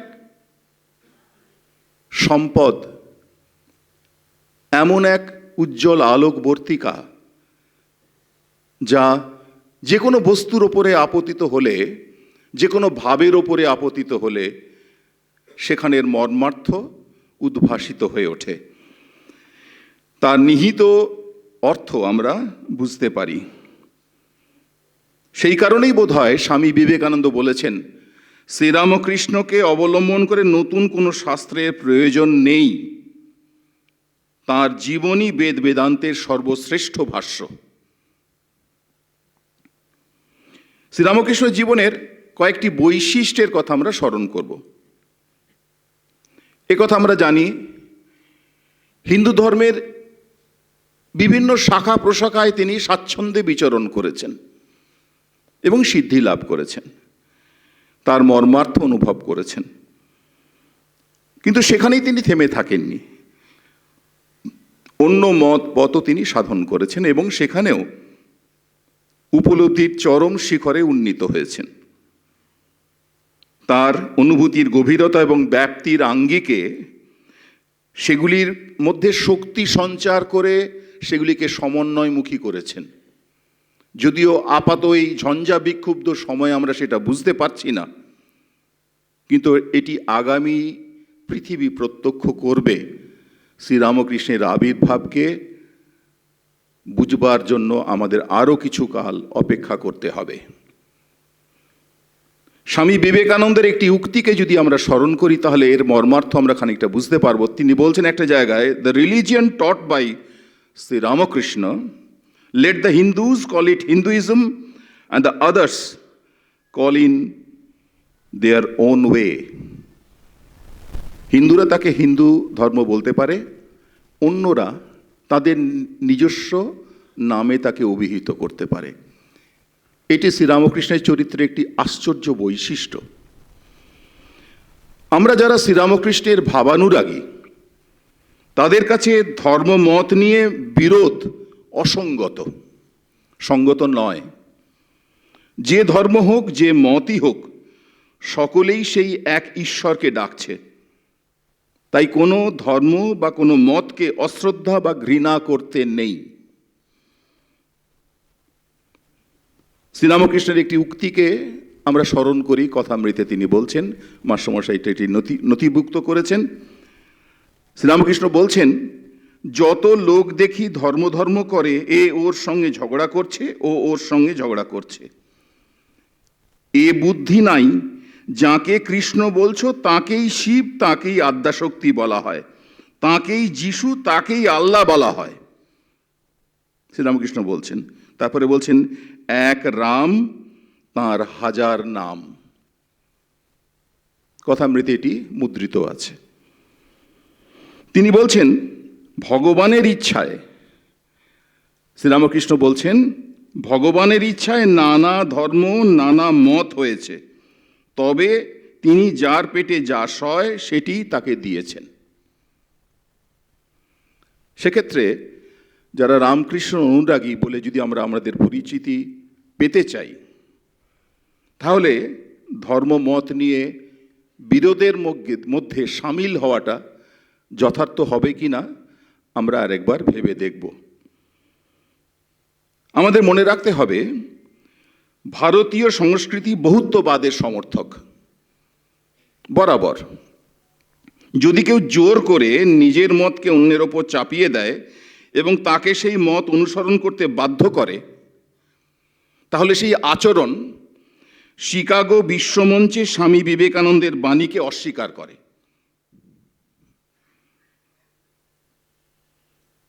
দুটো একসাথে চলতে পারে না, এটা দ্বিচারিতা হয়ে যায়। শ্রীরামকৃষ্ণ জীবন অবলম্বন করে যে সত্য প্রকাশিত হয়েছে তাকে জগৎময় বিতরণ করেছেন স্বামী বিবেকানন্দ। স্বামীজি শ্রীরামকৃষ্ণের জীবন এবং বাণীতে কি খুঁজে পেয়েছিলেন, যদি দুটি শব্দবন্ধ এখানে উচ্চারণ করি বোধহয় অপ্রাসঙ্গিক হবে না। শ্রীরামকৃষ্ণ জীবন এবং বাণীতে স্বামী বিবেকানন্দ আবিষ্কার করেছিলেন ইউনিভার্সাল ম্যান আর ইউনিভার্সাল রিলিজিয়ন। এই দুটি বিষয় স্বামীজি আবিষ্কার করেছিলেন শ্রীরামকৃষ্ণ জীবন এবং বাণীর মধ্যে।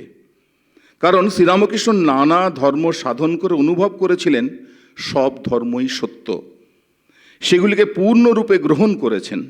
সেই জন্য স্বামীজি বলতে পেরেছিলেন, we not only tolerate, we also accept.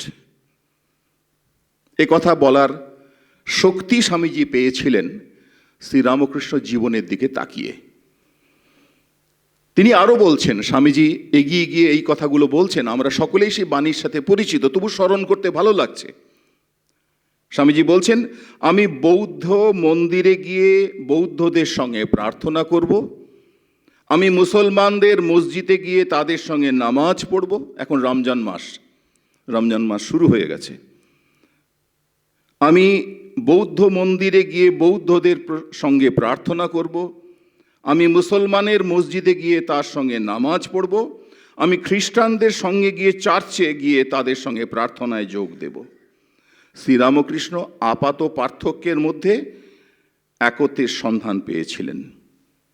সেটা শুধু ধর্ম জগতে নয়, সমস্ত জগৎ জুড়ে। তাই সেই বহুত্ববাদের দিকে তাকিয়ে বোধহয় স্বামীজি এই কথা বলতে পেরেছিলেন, সম্প্রদায় থাকুক কিন্তু সাম্প্রদায়িকতা দূর হোক। এই বহুত্ববাদের দিকে তাকিয়েই সম্ভবত স্বামী বিবেকানন্দ এই কথা বলতে পেরেছেন। সম্প্রদায় থাকুক, বৈচিত্র্য থাকবে, কিন্তু সাম্প্রদায়িকতা থাকবে না। বিবেকানন্দ সেই ধর্মমত, পথ এবং আচার এগুলিকে প্রত্যক্ষ করেছেন, দেখেছেন, এবং শ্রীরামকৃষ্ণ সেগুলিকে তার নিজের জীবনে আচরণ করে সিদ্ধি লাভ করেছেন। তাই এই ভাবনায় যদি আমরা ভাবিত হতে চাই, উদ্বুদ্ধ হতে চাই, তাহলে শুধু আলোচনার মধ্যেই থাকলে হবে না, আত্মিক স্তরের রূপান্তর কিন্তু প্রয়োজন আছে। আমরা দেখি অনেক সময় ধর্মানুরাগীদের উন্নতি হয় না। কেন হয় না? শ্রীরামকৃষ্ণ খুব সংক্ষেপে একটি উত্তর দিয়েছেন, ব্যাকুলতা নেই। ব্যাকুল হয়ে তাকে ডাকলে তিনি দেখা দেন। শ্রীরামকৃষ্ণ তার সমকালের পাশ্চাত্যে যে চিন্তা ভাবনাগুলো ছিল সেগুলির সাথে প্রত্যক্ষভাবে পরিচিত ছিলেন না। তার পড়াশোনার বহর কি ছিল একটু আগেই আমরা শুনেছি, উপাচার্য মশাই আমাদের জানিয়েছেন। তো সেই জন্যে কিন্তু তিনি আশেপাশে যে কথাবার্তাগুলো হতো সেগুলি শুনতেন, মনে রাখতেন এবং তার উপরে রিফ্লেক্ট করতেন, তার মর্মে প্রবেশ করে বিষয়টিকে বুঝে নিতে পারতেন।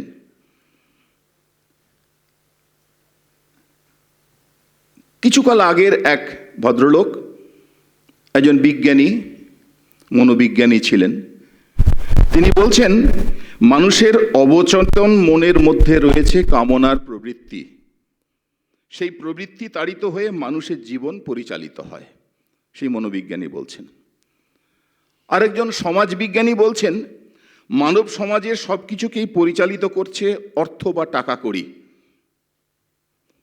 তার মতে অর্থই হলো একমাত্র বিষয় যা সমাজকে পরিচালিত করে। চার্লস ডারউইনের কথা আমরা জানি, ক্রমবিকাশবাদের কথা, বিজ্ঞানী। তার মতে সমাজ ও জীবনে একটা প্রতিদ্বন্দ্বিতা চলছে, সে সব থেকে শক্তিশালী, যে সব থেকে শক্তিশালী সে অন্যকে দাবিয়ে রেখে বা সম্পূর্ণভাবে নিঃশেষ করে দেয়। ডারউইনের মতে উদ্বর্তন যোগ্যতমেরই উদ্বর্তন হয়ে থাকে, তার মাধ্যমে সমাজ এগিয়ে চলে। এটি তার ব্যাখ্যা। আরেক ধরনের বৈজ্ঞানিক, তারা বলছেন জগতে সব কিছু ঘটছে নিয়ম মাফিক, যে কথাটি আমরা একটু আগে ডক্টর বন্দ্যোপাধ্যায়ের কাছে শুনছিলাম। নিয়মের মধ্যে সবটা বাঁধা, তার বাইরে যাওয়া যায় না, নিয়মকে অতিক্রম করে জগৎ চলতে পারে না। তাই ভগবান বলে জগতের কোনো স্রষ্টা নেই। তর্কের খাতিরে যদি ভগবান এই জগৎ রচনা করেছেন ধরে নি, তাহলেও ভগবানকে নিয়মবদ্ধ হতে হবে, তা না হলে ভগবানের অস্তিত্ব বিপন্ন, এ কথা তারা দাবি করেছেন। 19 শতকে ভগবত ভাবনা আমাদের মন থেকে যখন প্রায় সরে যেতে বসেছে, তখনই তিনি আবির্ভূত হয়েছেন। তিনি অবতীর্ণ হয়ে বললেন ভগবানের অস্তিত্ব আছে, প্রথম কথা। তিনি কোনো নিয়মের দ্বারা বদ্ধ নন। আবার বললেন কামনার প্রবৃত্তি বা অর্থ লালসা মানুষ অতিক্রম করতে পারে, তার নিজের জীবন দিয়ে তিনি সেটা দেখিয়েছেন। মানুষের অন্তরে অসীমের আহ্বান আসে চিরকাল। মানুষ স্বরূপত অনন্ত, তাই অনন্তকে পেতে চায়, সম্প্রসারিত হতে চায়। তাই তো ছবি আঁকা হয়, তাই তো গান গাওয়া হয়, তাই তো মূর্তি গড়া হয়, তাই তো বিজ্ঞানের নতুন নতুন আবিষ্কার হয়। মানুষ নিজের গণ্ডিকে ভেঙে অনন্তের দিকে নিজেকে প্রসারিত করতে চাইছে, টুয়ার্ডস ইনফিনিটি। মানুষের চিত্তে সত্য শিব সুন্দরে চির অধিষ্ঠান। আমরা তাকে জানতে পারি বা না পারি, বা সেদিকে তাকাতে নাও পারি, কিন্তু তার অস্তিত্বকে অস্বীকার করা যায় না। একটু আগে আকাশে সূর্য ছিল, আমি চোখ বন্ধ করে অন্ধকার দেখছি, তা বলে কি সূর্যটা নেই এটা হয়ে যায়? হয় না। শ্রীরামকৃষ্ণ তারই প্রমাণ দিয়ে গেলেন, যে প্রমাণ একটু আগে আমরা শুনলাম। একই বৃন্তে সাদা এবং লাল জবা। তার মানে শ্রীরামকৃষ্ণ এটা মানতে পারেননি মথুরবাবুর সেই কথা, তাই তার হাতে প্রমাণ এনে দিলেন এবং বললেন, এই দেখো, সব কিছু নিয়মের মধ্যে বাধা নেই, বাধা হতে পারে না, নিয়ম তিনি ভাঙতে পারেন। পাশ্চাত্য শিক্ষায় শিক্ষিত নরেন্দ্রনাথ তাকে যে সব থেকে কঠিন প্রশ্নটি করেছিলেন, আপনি কি ঈশ্বরকে দেখেছেন? সঙ্গে সঙ্গে শ্রীরামকৃষ্ণ সেই চ্যালেঞ্জকে অ্যাকসেপ্ট করলেন, বললেন, হ্যাঁ দেখেছি এবং তোমাকেও দেখাতে পারি। পাশ্চাত্যের সংশয় যেন প্রাচ্যের প্রজ্ঞা বা অপরোক্ষ অনুভূতির কাছে প্রকৃত উত্তর লাভ করে নত হলো। আমরা সমাজবদ্ধ জীব। সমাজকে একসঙ্গে রাখতে গেলে সামাজিক কোনো অসন্তোষ তৈরি হলে সেখানে পুলিশ বা মিলিটারি লাগে, কিন্তু পারিবারিক যদি কোনো অশান্তি হয়, ছোটোখাটো গোলমাল হয়, সবসময় কি আমরা পুলিশ বা মিলিটারি ডাকি না। কি করে তার সমাধানের চেষ্টা করি? সহানুভূতি দিয়ে, সমানুভূতি দিয়ে আর ভালোবাসা দিয়ে। তাই এটি করে যদি আমরা একসঙ্গে বাঁচতে পারি, তাহলে ধর্ম নিয়ে আমরা কেন ঝগড়ায় যাব? শ্রীরামকৃষ্ণের তিনি ছিলেন জগৎগুরু, যে কথাটির প্রতি ইঙ্গিত করেছেন স্বামী শিবানন্দ। তিনি জগতের কুলকুণ্ডলিনীকে জাগ্রত করেছেন, অর্থাৎ জগতে প্রাণের ভেতরে একটা আলোড়ন সৃষ্টি করেছেন। মানুষ গুরু মন্ত্র দেন কানে, আর জগৎগুরু মন্ত্র দেন প্রাণে। প্রাণকে উজ্জীবিত করেছেন শ্রীরামকৃষ্ণ। তাই আজকের বিরোধ এবং মতাদর্শগত সংঘর্ষের মধ্যেও আমরা অন্যের মতামতের প্রতি শ্রদ্ধা সঙ্গে গ্রহণ করে বেঁচে থাকতে পারি। শ্রীরামকৃষ্ণ সেই পথের সন্ধান দিয়ে গেছেন। এটি করতে গেলে যেটি লাগবে, মানুষকে ধৈর্যশীল হতে হবে আর বোধের জগতের দিকে তার যাত্রাকে অব্যাহত রাখতে হবে, অনুভূতির গভীরে তাকে প্রবেশ করতে হবে। তার জীবন এবং বাণীকে সাধ্যমতো যদি আমরা অনুসরণ করি, তার জন্মদিন পালনের উদ্দেশ্য কি? তাকে স্মরণ করা, স্মরণ করে তাকে অনুসরণ করতে চেষ্টা করা। তিনি খুব সুন্দর করে একটি কথা বলে গেছেন, আমি ছাঁচ তৈরি করে দিয়ে গেলাম, সেই ছাঁচ থেকে তোরা তোদের মূর্তি তুলে নে, তোদের নিজেদের চরিত্র আমার এই দৃষ্টান্তে নিজেরা তৈরি করে নে। ছাঁচটা তিনি দিয়ে গেলেন, এবার সাধ্য মতন আমরা সেই ছাঁচে নিজেদের গড়ে নেব। শ্রীরামকৃষ্ণের কাছ থেকেই এই মঠ এসেছে। স্বামী বিবেকানন্দ রামকৃষ্ণ মিশন আনুষ্ঠানিকভাবে প্রতিষ্ঠা করলেও সেখানে মূল বিষয় কিন্তু শ্রীরামকৃষ্ণ। কারণ রামকৃষ্ণ মিশনকে শ্রীরামকৃষ্ণের সংঘ শরীর হিসেবে চিহ্নিত করা হয়, তাই সেখানে মূল বিবেচ্য বিষয় কিন্তু শ্রীরামকৃষ্ণ। একবার লেডি লিটন বেলুড় মঠে এসেছেন ব্রিটিশ পিরিয়ডে, তখন স্বামী শিবানন্দজি বেলুড় মঠে আছেন। তিনি তাকে বেলুড় মঠ সেই সময় যেটুকু ছিল ঘুরিয়ে দেখাচ্ছেন। লেডি লিটন বলছেন, এই মঠ তো স্বামী বিবেকানন্দ তৈরি করেছেন। স্বামী তখন শিবানন্দজি বলছেন, না, মঠ প্রতিষ্ঠা করেছেন শ্রীরামকৃষ্ণ। তিনি কাশীপুরে আমাদের গেরুয়া দিয়েছিলেন, সংঘের বীজ মন্ত্র দিয়ে গিয়েছিলেন। কাজেই এই মঠ তিনি প্রতিষ্ঠা করে গেছেন। তারই প্রতিষ্ঠিত মঠে আমরা এখন বাস করি এবং সেইটি ধীরে ধীরে বিস্তার লাভ করছে। শ্রীরামকৃষ্ণ হিন্দু ধর্মকে রক্ষা করেছিলেন, সমকালীন হিন্দু ধর্মকে। কারণ এই ব্রাহ্ম সমাজের কথা হচ্ছিল, বা খ্রিশ্চান মিশনারিরা আক্রমণ করত, বলতো যে হিন্দুরা পৌত্তলিক পুতুল পুজো করে। এই চ্যালেঞ্জকে অ্যাকসেপ্ট করলেন শ্রীরামকৃষ্ণ। এবং সেই মৃন্ময়ী প্রতিমাকে চিন্ময়ীতে উত্তীর্ণ করলেন।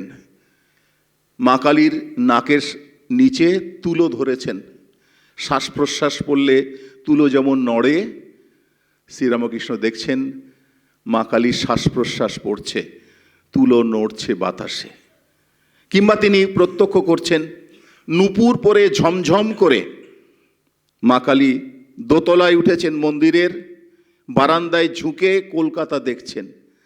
নিচ থেকে তাকিয়ে উদ্বিগ্ন সন্তানের মতন মাকে বলছেন, মা পড়ে যাবি, মা পড়ে যাবি।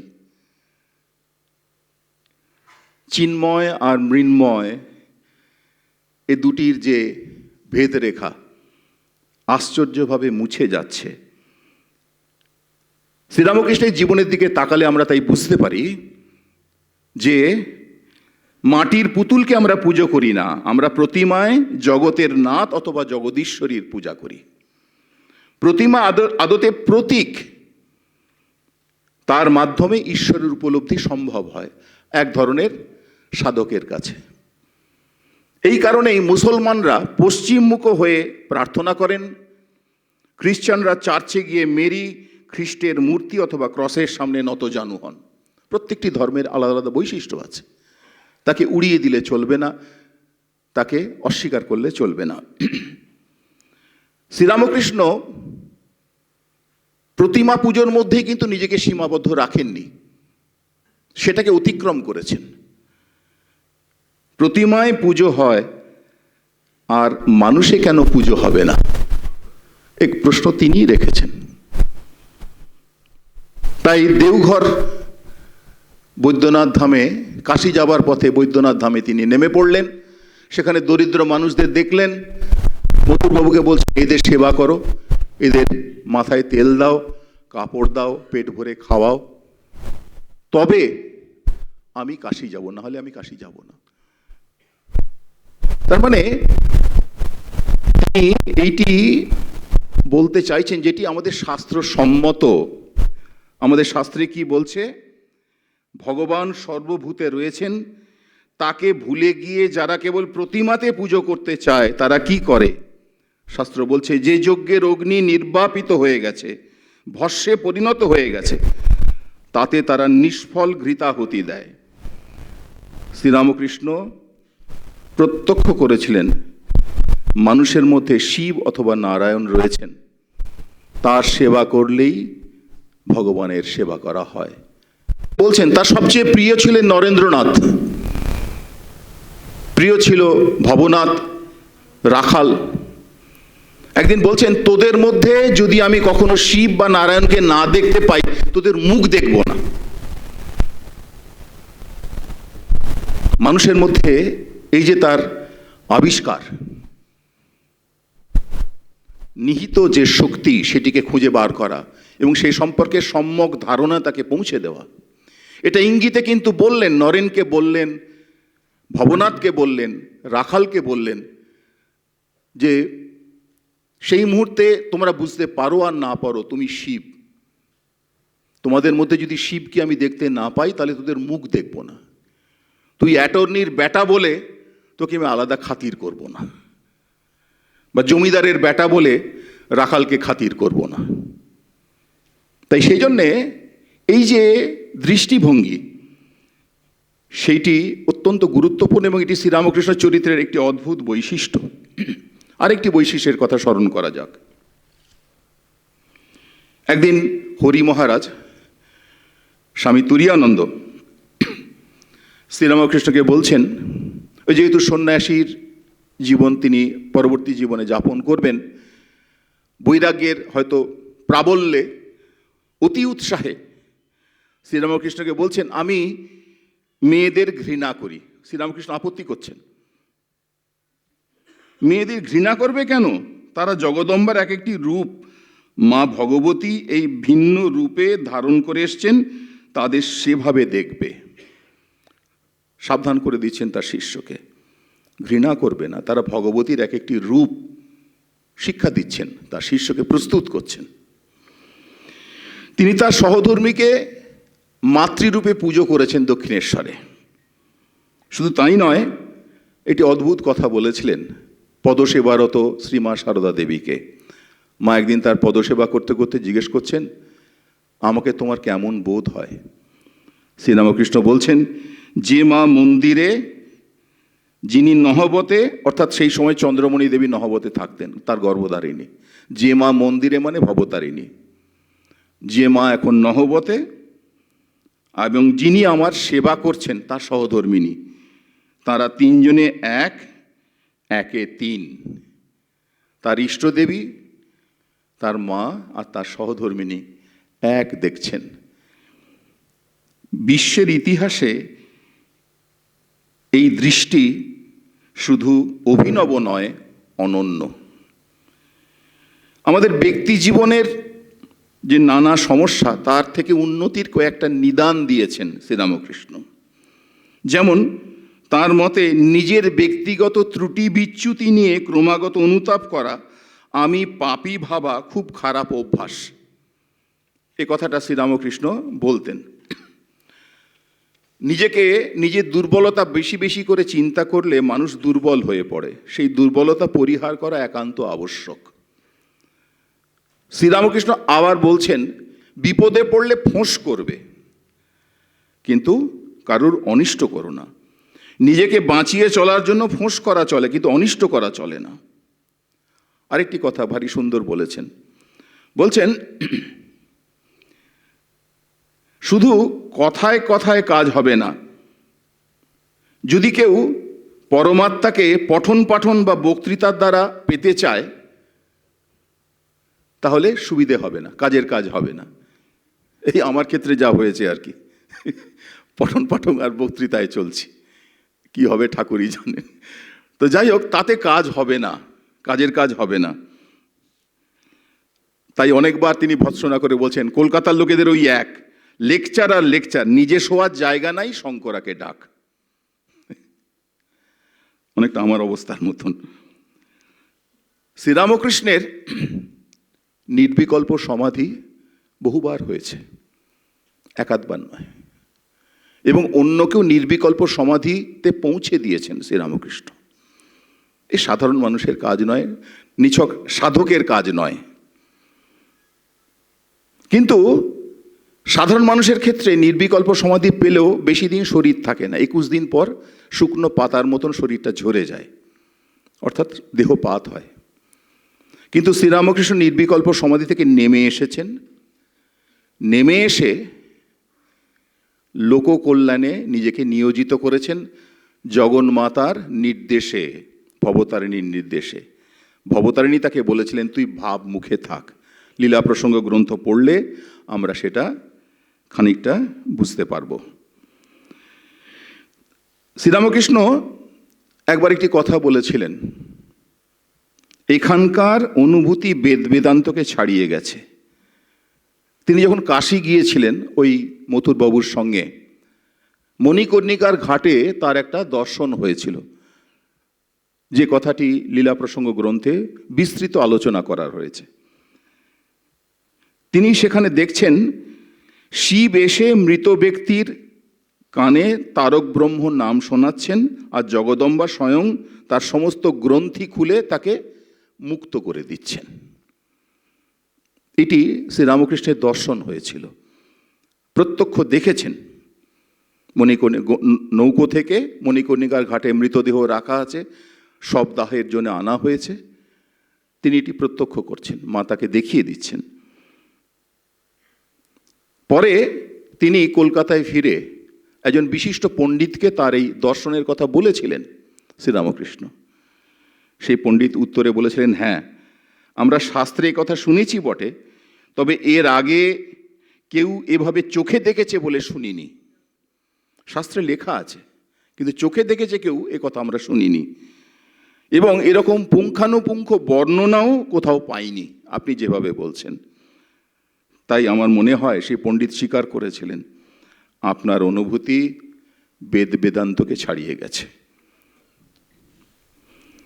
শ্রীরামকৃষ্ণের যে চরিত্র,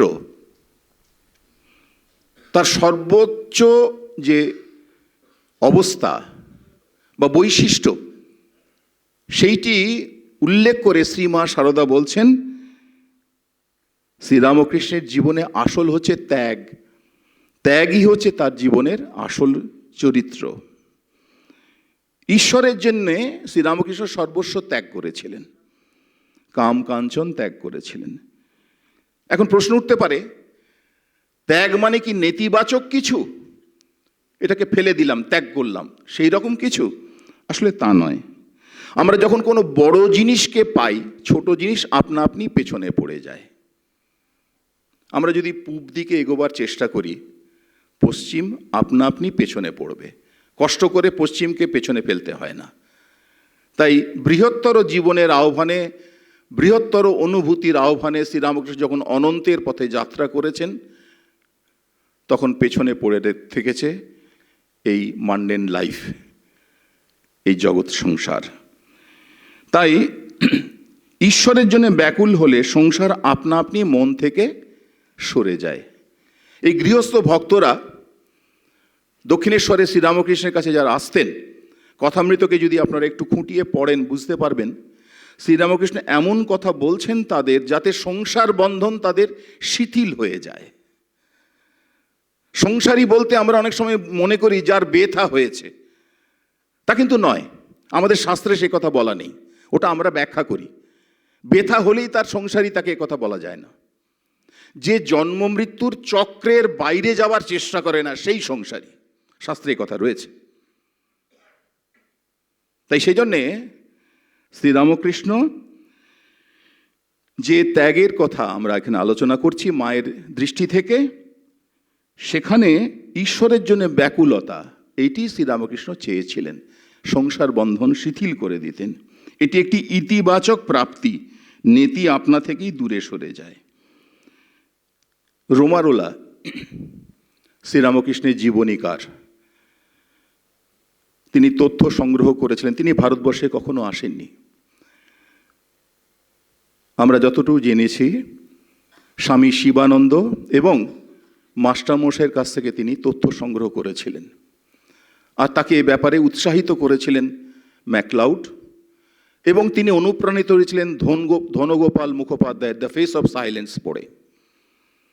তারপরে তিনি কলম ধরেন, ফরাসি ভাষায় সেই বই লেখা হয়, পরে তার বিভিন্ন ভাষা অনুবাদ হয়েছে। সেই নোবেলজয়ী সেই লেখক রোমারোলা শ্রীরামকৃষ্ণকে একটি বিরাট পরমহংসের সঙ্গে তুলনা করছেন তার বইয়ে। পরমহংস কি করেছে? তার প্রকাণ্ড দুটি ডানা দুই প্রান্তে মেলে ধরেছে, একটি পূবে আর একটি পশ্চিমে, একটি প্রাচ্যে আর একটি পাশ্চাত্যে। যুদ্ধ বিক্ষুব্ধ, ঝঞ্ঝা বিক্ষুব্ধ মানুষকে তিনি আড়াল করছেন, ছায়া দিচ্ছেন, আশ্রয় দিচ্ছেন, যেভাবে মা পাখি তার শাবক বা ডিমগুলিকে রক্ষা করে, সৃষ্টিকে রক্ষা করে। সেইভাবে শ্রীরামকৃষ্ণ পূব এবং পশ্চিমের মানুষ এবং তাদের সভ্যতাকে রক্ষা করছেন। রোমারোলা এই ইঙ্গিত করছেন তার সেই গ্রন্থে। এর সঙ্গে একটি সংযোজন করার লোভ, আপনারা ক্ষমা করবেন, ছাড়তে পাচ্ছি না। সেই ডানা দুটি যদি আমরা দুটো নাম দিই, যে ডানা পূবে এবং পশ্চিমে মেলে ধরেছেন, একটির নাম যদি হয় ত্যাগ আর একটির নাম সেবা, এই দুটোই যদি পূব এবং পশ্চিমের মানুষ অনুসরণ করেন, তাহলে পৃথিবীর মানুষের জন্য পরম শান্তি অপেক্ষা করে থাকবে। এ কথা বলা বাহুল্য। সময় শেষ হয়ে আসছে। ভক্তদের তিনি বলতেন, আগে মন তৈরি করো, সংসারে প্রবেশ করবে। তেল মেখে কাঁঠাল ভাঙলে হাতে আঠা লাগে না। তিনি ভক্তদের নির্দেশ দিয়ে বলছেন, নির্জনে দই পেতে জ্ঞান ভক্তিরূপ মাখন তুলতে হবে, তখন সেই নির্লিপ্ত মনটি সংসার জলে ভেসে থাকতে পারবে। গৃহীর আদর্শ কেমন হবে? বলছেন, বড়লোকের বাড়ির দাসীর মতন থাকবে। মাসমশাইয়ের জীবনী, বলরাম বসুর জীবনী, রামচন্দ্র দত্তের জীবনী যদি খুঁটিয়ে পড়েন আপনারা বুঝতে পারবেন এই পথ তারা অনুসরণ করেছেন। অজস্র ঘটনা উদ্ধৃতি দেওয়া যায়। শ্রীরামকৃষ্ণের গৃহী ভক্ত যে নবগোপাল ঘোষ, এদের সব আশ্চর্য জীবন। এরা সংসার ধর্ম পালন করেছেন, কিন্তু বড়লোকের বাড়ির দাসীর মতন জীবনযাপন করেছেন। মাস্টারমশাইয়ের মৃত্যুর কথা যদি স্মরণ করেন, ফলহারিণী কালী পুজোর শেষ রাতে তার শরীর যায় পরের দিন। শরীর যাবে তিনি আন্দাজ করেছেন, বুঝতে পেরেছেন, প্রভু এসে তাকে ডেকে গেছেন। তাই তার স্ত্রী পুত্রদের বলছেন, তোমরা গদাধর আশ্রমে যাও, ওখানে আজকে ফলহারিণী কালী পুজো হবে, বাড়িতে কেউ নেই। মাস্টারমশাই নিঃসঙ্গ যাত্রা করবেন তার প্রভুর হাত ধরে। পরদিন সকালে তার পরিজনরা যখন ফিরছে, পাড়ার লোক বলছেন, ঘরে গিয়ে দেখো তার প্রাণহীন শরীর বিছানায় পড়ে রয়েছে। নিজ গৃহে পরবাসে। এই এক আশ্চর্য এই সমস্ত জীবন গৃহী পার্ষদরা যেভাবে জীবন যাপন করেছেন। মায়ের এক মন্ত্র শিষ্য ছিলেন, এই সারগাছির কথা উনি বলছিলেন, স্বামী প্রেমেশানন্দজি। তার অনেকগুলি গান রয়েছে। ইন্দ্রদয়াল ভট্টাচার্য অনেক পরে সঙ্ঘে যোগদান করেন, ততদিনে তার অনেক ছাত্র সঙ্ঘে সাধু হয়ে গেছে। তিনি বলতেন গৃহস্থদের যে তোমরা গৃহী সাজবে, গৃহী হবে না। গৃহী সেজে থাকবে, গৃহী হয়েও না।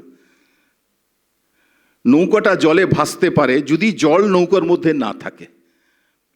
যদি জল নৌকায় ঢুকে যায় তাহলে নৌকা ডুবে যায়। তাই তোমরা গৃহী সাজবে, গৃহী হবে না। আর আমাদের সাধু হতে হবে, সাধু সাজলে হবে না। আমাদের নিয়মটা বড় কড়া। তো সেই যাই হোক, এই কথা শ্রীরামকৃষ্ণ ভক্তদের উদ্বুদ্ধ করছেন এবং অনুপ্রাণিত করছেন, শক্তি সঞ্চারিত করছেন। শক্তি সঞ্চারের কথা শেষের দিকে বলে আমি শেষ করব। তার আগে একটা অন্য প্রসঙ্গ করি। এই যে এতক্ষণ ধরে সন্ধ্যের আরতির পর থেকে এতক্ষণ শ্রীরামকৃষ্ণ প্রসঙ্গ হলো, একবার স্বামী গম্ভীরানন্দজিকে একজন জিজ্ঞাসা করেছিলেন, শ্রীরামকৃষ্ণের বিষয়ে বক্তৃতা দিয়ে কি লাভ হয়? আজকে যদি দর্শক আসন থেকে এই প্রশ্ন এই দিকে ছুটে আসে, গম্ভীরানন্দজির কাছে তার উত্তর রয়েছে। তাকে একবার একজন জিজ্ঞাসা করেছিল, আচ্ছা শ্রীরামকৃষ্ণ বিষয়ে এত বক্তৃতা দিয়ে কি লাভ হয়? অনন্ত, অপার, অখণ্ড, তাকে বক্তৃতায় কি আনা যায়? তাকে বলে লাভটা কি হয়? সে জিজ্ঞেস করেছে গম্ভীরানন্দজিকে। তিনি উত্তরে বলছেন, বক্তা কি নিজের কথা বলছে? আসলে বক্তার মাধ্যমে শ্রীরামকৃষ্ণই কথা বলছেন, নিজের কথা বলছে না। তার ভেতর দিয়ে শ্রীরামকৃষ্ণই কথা বলছেন। এখানেই গম্ভীরানন্দজি থেমে গেলেন না, আরেকটি মন্তব্য করলেন। একটু থেমে বলছেন, আর শ্রোতাদের মধ্যে বসে শ্রীরামকৃষ্ণই শুনছেন। তারপরে বলছেন, শ্রীরামকৃষ্ণই কথা বলছেন, শ্রীরামকৃষ্ণই শুনছেন। এই লাভ হয়। অদ্বৈত বেদান্তের দৃষ্টিকোণ থেকে বলতে পারি এই উক্তির কোনো তুলনা হয় না। এই জন্যই শ্রীরামকৃষ্ণের অনুধ্যানের প্রয়োজন আছে। রামলাল দাদা, রামলাল চট্টোপাধ্যায় শ্রীরামকৃষ্ণের পেছনে পেছনে হাঁটছেন। আপনারা জানেন শ্রীরামকৃষ্ণের পেটের সমস্যা ছিল। কথামৃতে দেখবেন ঠাকুর ঝাউতলায় যাইবেন, শৌচে যাইবেন, পেটের সমস্যা খুব ভুগতেন। আর সেই সময় দক্ষিণেশ্বরের জলে খুব আমাশা হতো। মাকেও এই আমাশার প্রকোপে খুব কষ্ট পেতে হয়েছে, যার জন্য জল পরিবর্তনের জন্য ঠাকুর তাকে পাঠিয়ে দিতেন জয়রামবাটিতে, যাও ওখানে গিয়ে জল পাল্টে এসো। তো ওই গাড়ু গামছা নিয়ে রামলাল দাদা ঠাকুরের পিছু পিছু যেতেন। একদিন শ্রীরামকৃষ্ণের পিছু পিছু রামলাল দাদা আসছেন, মনে মনে একটা ভাব উঠেছে, তার স্মৃতি কথায় রয়েছে রামলাল চট্টোপাধ্যায়ের। একজনকে বলছেন, আমি ভাই ঠাকুরের পেছনে দাঁড়িয়ে ভাবছি যে সকলের তো একরকম হলো, মানে অনেক অনেক কিছু করে টোরে দিলেন, আমার কি গাড়ু গামছা বওয়াই সার হলো? মনে মনে একটা আক্ষেপ করছেন রামলাল দাদা। যেই এই কথা মনে হওয়া, অমনি শ্রীরামকৃষ্ণ তার পেছন ফিরলেন, তার দিকে ঘুরে তাকালেন, তাকিয়ে বলছেন, কি রে রামলাল, এত ভাবছিস কেন? আয় আয় বলে কাছে ডাকলেন। গায়ে চাদর জড়ানো ছিল, চাদরটা খোল। তারপরে বুকে হাত দিয়ে বলছেন, দেখ দেখিনি এইবার, দেখ দেখিনি এইবার। দেখ দেখিনি এইবার। রামলালদা বলছেন, আহা, সে যে কি রূপ, কি আলো, কি জ্যোতি, সে আর কি বলবো। শ্রীরামকৃষ্ণ আমাদের যদি এইভাবে স্পর্শ করেন, তাহলে আমাদের ওই চেতন সত্তায় আমরা উত্তীর্ণ হব, চৈতন্য সত্তায় উত্তীর্ণ হব। জগৎ কল্যাণে শ্রীরামকৃষ্ণ আবির্ভূত হয়ে আমাদের হৃদয়ে স্থায়ী আসন চান। আমরা কি তাকে ব্যর্থ নমস্কারে ফিরিয়ে দেব? শ্রীরামকৃষ্ণ অর্পণমস্তু।